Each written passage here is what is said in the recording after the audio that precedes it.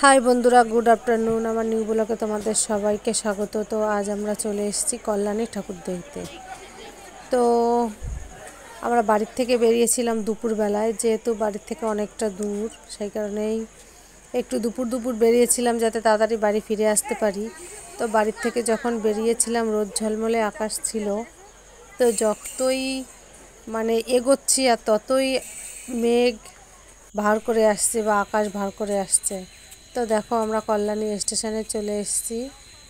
তো দেখো তোমরা কল্যাণী স্টেশনটা কত সুন্দর দেখতে। তো কল্যাণী স্টেশনে নামার সঙ্গে সঙ্গেই দু চার ফোঁটা করে বৃষ্টি পড়তে শুরু করেছে। তাই দেখো ঠিক 2-4 ফোঁটা বৃষ্টি শুরু করেছে।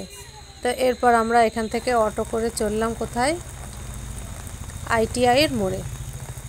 তো সেখানে এসে যখনই আমরা অটোর থেকে নামলাম, ঠিক তখনই ঝমঝমিয়ে বৃষ্টি শুরু।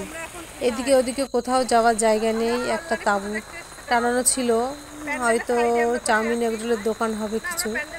তো সেখানে আমরা প্রায় 100 জন দাঁড়িয়ে, যেখানে 4টে লোক বসার জায়গা নেই সেখানে 100 লোক দাঁড়িয়ে। তো দেখো যে এত জোরে বৃষ্টি হচ্ছিল, আর না হলেও 1-1.5 ঘন্টা বৃষ্টি হচ্ছিল। আর অতগুলো লোক এই বৃষ্টির মধ্যে একটুখানি জায়গায় কিভাবে যে দাঁড়িয়েছিলাম, যেহেতু অন্ধকার ছিল বলে তোমাদের দেখাতে পারিনি, যে লোকজন দেখা যাবে না। তো দেখো সেখান থেকে আমরা আবার আধা কিলোমিটার হেঁটে আর একটা জায়গায় দাঁড়ালাম। এত ভিজে গেছি বলার উপায় নাই, একদম কাক ভেজা ভিজেছি। তো শেষমেশ অনেক অধীর আগ্রহের পর আমরা চলে এসেছি সেই আইটিআইয়ের প্যান্ডেল দেখতে। তো দেখো এত বৃষ্টি হচ্ছে তাও কেউ হার মানেনি, সবার হাতে ছাতা। আর আমরা 5টা মানুষ, মাত্র একটা ছাতা, তাতে কিছুই হয় না। নাই বা হলো, প্যান্ডেল দেখা তো আর আমাদের বন্ধ থাকলো না। কিন্তু দেখো প্রায় 1 ঘন্টার মতো আমরা লাইনে দাঁড়িয়ে প্যান্ডেলের ভেতরে ঢুকেছি, প্যান্ডেলটা দেখেছি। আর তোমরা সামনের দিকটা দেখো, প্যান্ডেলটা যে এত সুন্দর, কি বলবো, পুরো ফোনে কাছ থেকে আসছে না, দূর থেকেই আসছে। দেখো আমরা প্রায় 1 কিলোমিটার দূর, আর সামনেটাও এত সুন্দর। কিন্তু সব জায়গায় একটা দুঃখ লাগে যে যেখানে ভালো কোনো জিনিস হয় সেখানে একটা মানুষকে 1 মিনিট দাঁড়াতে দেয় না। ঢোকো আর বেরো, চলো চলো, এখানে দাঁড়িও না, ছবি তুলো না, ওখানে দাঁড়িও না, ভিডিও করো না, এখানে দাঁড়িয়ে থেকো না, ফটাফট ঢোকো আর বেরো। তাহলে বেরোবোই যখন, তাহলে এত কষ্ট করে এত টাকা পয়সা খরচ করে এই প্যান্ডেলটা বানানো কেন হয়েছে, যে ভেতরে আমরা ঢুকে যদি 2 মিনিট দেখতেই না পারলাম, তাহলে আর ঠাকুর দেখতে এসে আমাদের কী লাভ হলো। তো দেখো তোমাদের দেখাই যে এর ভেতরে ঠাকুরের ছবিটাও ঠিকঠাক করে তুলতে পারিনি, যে ঠাকুরের ছবিটা বা মুখটা ঠিক করে দেখব সেটাও দেখার উপায় নেই।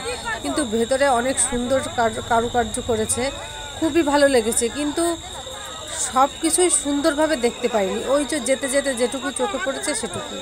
আর এখন তো উঁচু হয়ে কিছু দেখার উপায় নেই, যত উপরে উঠবে তত উপরেই ফোন, কোনো কিছুই ক্লিয়ার করে দেখতে পাবে না। তুমি দেখো শুধু ফোন, সবাই ফোনের যুগে সবাই ছবি তুলছে। তো দেখো আমি শুধু উপরটাই তুলতে পেরেছি, এর ভেতরে এত লোক যে আমি চারি সাইডে কিচ্ছু তুলতে পারিনি, যে সাইডে কি ডিজাইন আছে, কি নকশা আছে বা কি আছে, কিচ্ছু না। তো যাই হোক, আস্তে আস্তে গুটি গুটি পায়ে এগোলাম, মাকে দর্শন করলাম। মায়ের সামনে দাঁড়িয়ে একটা ছবিও তুলতে দেয়নি, কিন্তু মাকে দেখে আমাদের খুবই ভালো লেগেছে যে মাকে এত গয়না পরিয়েছে আর এত সুন্দর সেজেছে। বছরে একটা দিন আসে, আমরা যেরকম সেজে গুজে থাকি মাও সেরকম সেজে গুজে এসছে। তো খুবই ভালো লাগছে, আর প্যান্ডেলে এসেও খুবই ভালো লেগেছে।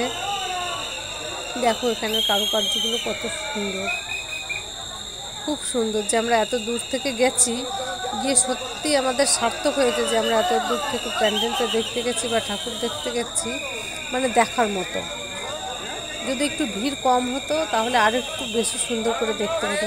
দেখো মায়ের গয়নায় একদম সোনায় সোহাগা। তো তারপর দেখো প্যান্ডেলের ভেতর থেকে বেরিয়ে একটু এখানে রিলস বানাচ্ছিলাম, সেখানেও সমস্যা, এখানে দাঁড়ানো যাবে না, এখানে রিলস বানানো যাবে না। তো আমরাও তো ছেড়ে দেওয়ার পাত্রী নই, আমরাও ঠিক চুপি চুপি রিলস বানিয়ে নিলাম। আজ আমার এই ভিডিওটা তোমাদের কেমন লেগেছে অবশ্যই আমাকে জানিও। টাটা বন্ধুরা, সবাই ভালো থেকো।